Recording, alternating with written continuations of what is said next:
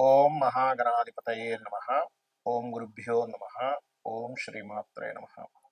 పరమేశ్వర స్వరూపమైనటువంటి జ్యోతిష, వాస్తు మరియు ఇతర అనేకమైనటువంటి శాస్త్రములను మనకు అందించినటువంటి మహర్షులకి నమస్కారం. హయగ్రీవ హయగ్రీవ హయగ్రీవేతి యోవధేత్ తస్య నిస్సరతే వాణి జన్మకన్యా ప్రవాహవత్. అరుణాం కరుణాతరంగితాక్షీం ధృతపాశాంకుశపుష్పబాణచాపాం మణిమాదిభిరావృతాం మయూకైః అహమిత్యేవ విభావయే భవానీ. శ్రీమాత్రే నమః. ప్రేక్షకులకి లలితాంబిక అమ్మవారి యొక్క అనుగ్రహం పరిపూర్ణంగా కలగాలని మనస్ఫూర్తిగా కోరుకుంటూ, నన్ను చాలామంది అడుగుతున్నటువంటి ప్రశ్న ఏమిటంటే, ఏమండి కనీసం ఈ విశ్వవసు నామ సంవత్సరంలో అయినా సరే మేము ఫైనాన్షియల్గా ఎదగాలంటే ఒక్క టెక్నిక్ చెప్పండి కనీసం మా లగ్నం లేదా మా రాశి వారికి, ఎందుకంటే అన్నిటికీ కూడా ధనం మూలం ఇదం జగత్ కాబట్టి అని అంటూ ఉన్నారు. అయితే నేను ఇందులో ఆదాయం ఒకటే కాదు, అంటే మనకి ఆరోగ్యము, రుణరోగ శత్రు బాధలు కూడా తగ్గడానికి ఏమిటి, అదేవిధంగా ఫైనాన్షియల్గా పెరగడానికి ఏమిటి అనే విషయాలు నేను మీకు చెప్తాను.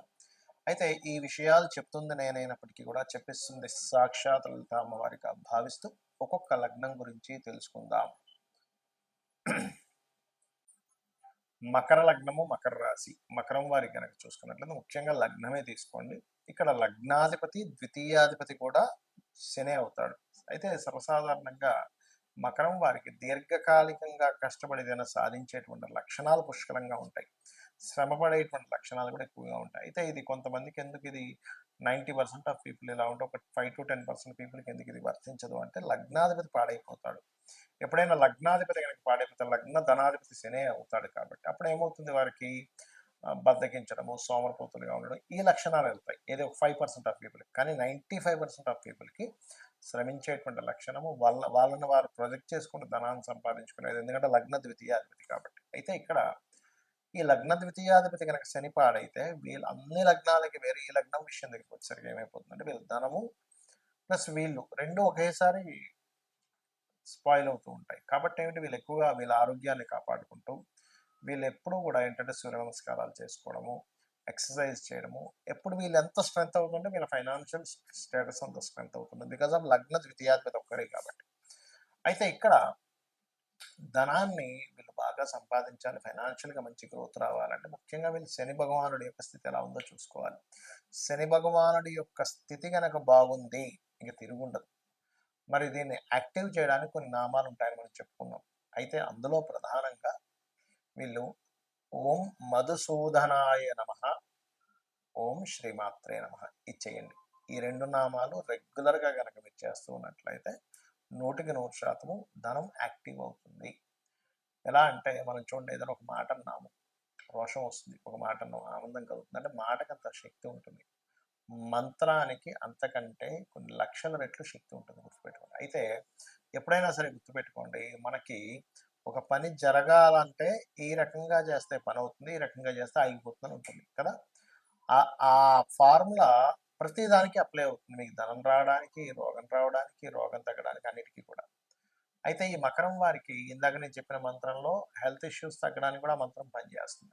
అదేవిధంగా మరొకటి ఏంటంటే, ఇక్కడ వీటితో పాటు మీకు ఈ ఫైనాన్షియల్గా ఆటంకాలు పూర్తిగా తొలగాలి అంటే మీరు చేయవలసింది ఏమిటి అని చెప్పి చూసుకున్నట్లయితే, ఇక్కడ దానములు అంటారు. మీ దగ్గరలో టెంపుల్లో పురోహితుడికి ముఖ్యంగా కందులు గుర్తుపెట్టుకోండి. కందులు మీరు ఎంత దానంగా ఇస్తూ ఉంటే అంత ఫైనాన్షియల్ గ్రోత్ ఉంటుంది. దీంతోపాటు బియ్యము కూడా ఇవ్వాలి.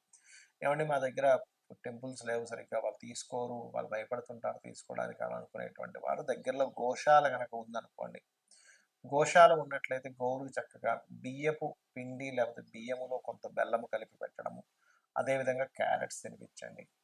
మరి కొంతమందికి గోవులు ఉండవు మరియు దానం ఇవ్వడానికి ఉండదు, అలాంటప్పుడు ఆ యొక్క పదార్థాలతో అంటే బియ్యంతో ఏదైనా ప్రసాదం తయారు చేసి ఏదైనా ఆలయంలో పెట్టి, ఆలయం కూడా లేదనుకుంటే మీరే ఇంట్లో దేవుడి దగ్గర పెట్టి వాటిని ప్రసాదంగా మీ చుట్టుపక్కల వాళ్ళకి పంచవచ్చు కూడా.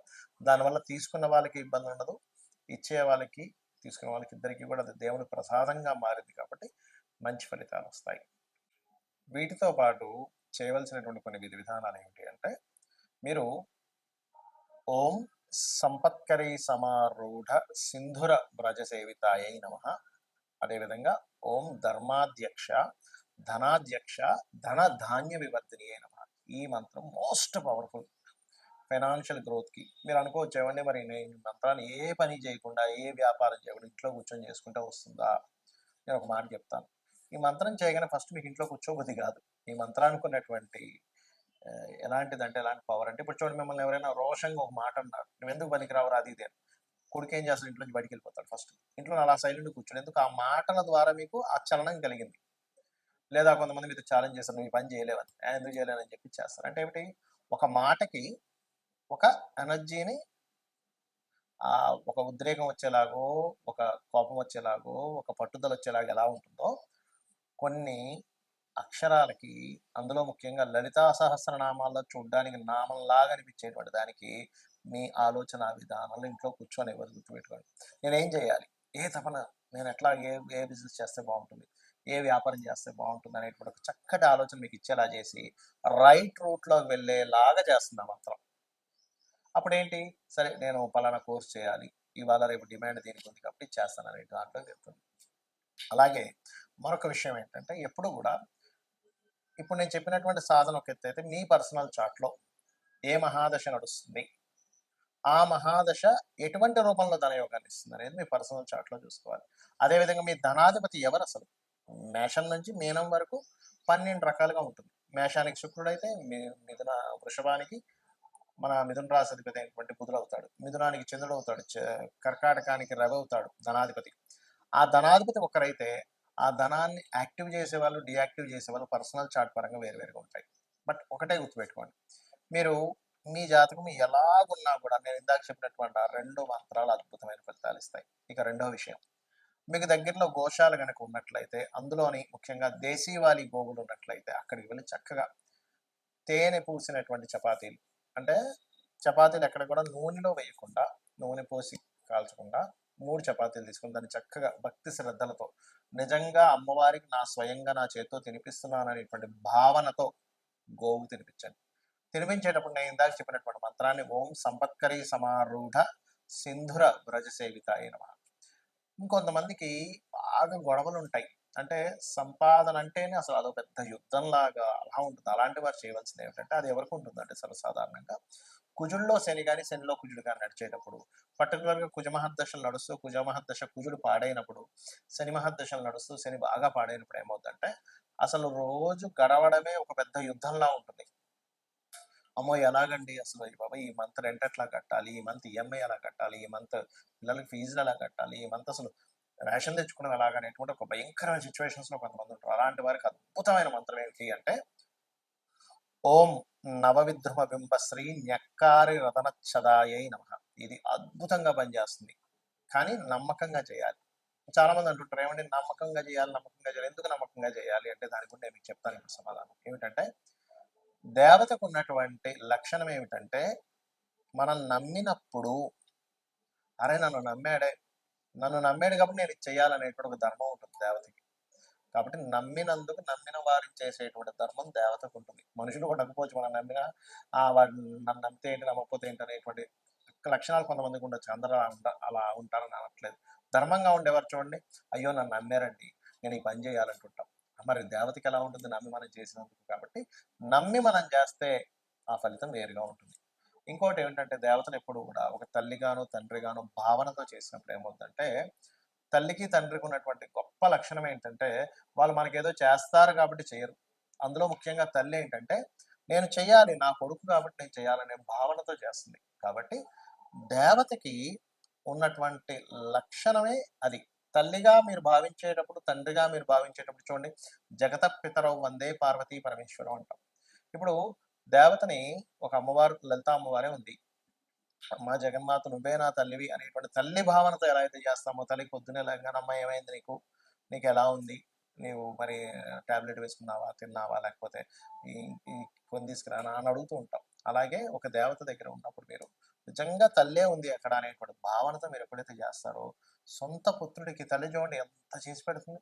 పొద్దున్నే లేచిపోతుంది, వాడి కోసం టిఫిన్ బాక్స్ అంటుంది, లేకపోతే వాడికి ఏదైనా అయితే కంగారు పడిపోతుంది, వాడు ఆలస్యంగా ఇంటికి వస్తే అయ్యో ఇంకా రాలేదేమిటని ఒకటే కంగారు పడిపోతుంది తల్లి.